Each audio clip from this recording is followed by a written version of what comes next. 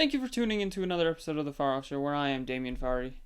So tonight we're talking about film reviews, and let's start off with Skyscraper because this movie is, for lack of a better term, Die Hard with The Rock. So I do enjoy it. Don't get me wrong; it's definitely worth at least watching once. I don't know if I'd say it's worth watching many times. Once is probably good. Pretty much the problem with it is, unlike Die Hard, the underdog element is kind of gone.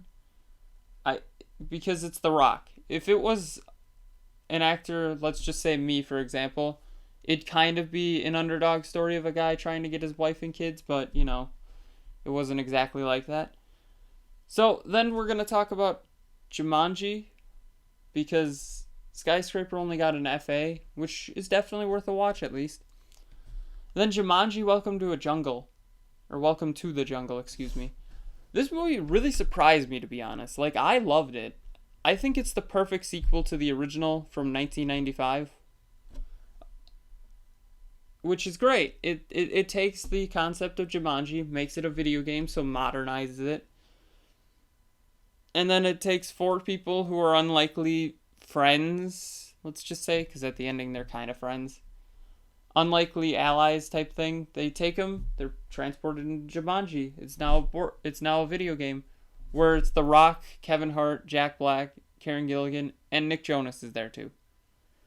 So really, the chemistry between Dwayne The Rock Johnson and Kevin Hart just makes me want to watch Central Intelligence, because I have not seen that movie yet. So really, that's amazing chemistry. Jack Black nails it as, I don't remember her name, but he nails it as her. Just completely and utterly nails it. It's insane to think that. So I give it an FAR. It's definitely worth seeing. Probably even worth buying on Blu-ray. So then we're going to talk about action movies as the major topic. What is happening to action movies? Well, I think they're in a rough patch, but I feel that they're slowly becoming a dying art, per se, because they're getting replaced by superhero and science fiction movies, which is fine. I love both of those genres. I love that they both have action in them. It's just, you don't get any clear-cut action movies, kind of like Skyscraper, or Die Hard, or Predator. You don't get any of those, even though technically Predator and Skyscraper are somewhat science fiction. You don't get any of those, bare bones type movies anymore, where it's not, relying on CGI and stuff like that, which is fine. I'm okay with that. We have new technology since Die Hard was made. We have new technology since Predator. I'm okay with new stuff.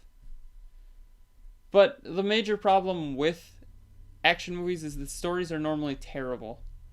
If you ask me what the story was of Skyscraper in 3 to 4 years, I probably would only say Die Hard with The Rock, because it is Die Hard with The Rock, but once again it lost that underdog element, and spoiler alert, he gets his wife and one kid midway through the movie, and then it's just him going for his daughter, which is kind of just really... But yeah, I think it's great, personally. The stories need to be better, because that's part of the reason superhero movies are replacing them, is their stories are just so much better. Look at Marvel, for example. I talk about Marvel a lot, but they're doing it right. You're tying these movies together, loosely tying them together, I want to point out, in a good way.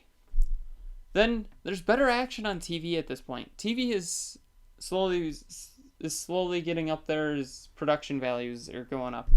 So the two I have written down is Game of Thrones and The Walking Dead. Those are both two amazing shows that get action and story better than a lot of action movies. The action movie only has 2 hours. The Walking Dead and Game of Thrones has an hour per episode.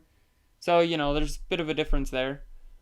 And then video games is another great example. Video games, you get to play the action. You get to be the character. So, video games being the biggest entertainment thing right now, you get to play this, you get to play the character, so you would technically get to play The Rock in this movie, which is great. There's no complaints there. That's why Jumanji went with video games, I feel. 80 hours of story compared to 2, so they can actually explain a story most of the time. when I say 80 hours, I'm thinking of like Skyrim and stuff. But they have at least normally 6 hours to show you a great story, play a great game. So really, you could be The Rock, is what I'm saying, in a video game. So, what do you think about action movies? Do you think they're kind of in a rut right now, or they need a resurgence somehow? What that resurgence would be, I have no idea, to be honest. So, please tell me in the comments below. And as always, thank you for watching. Don't forget to like, share, comment, subscribe, hit that bell icon, and have a far off night.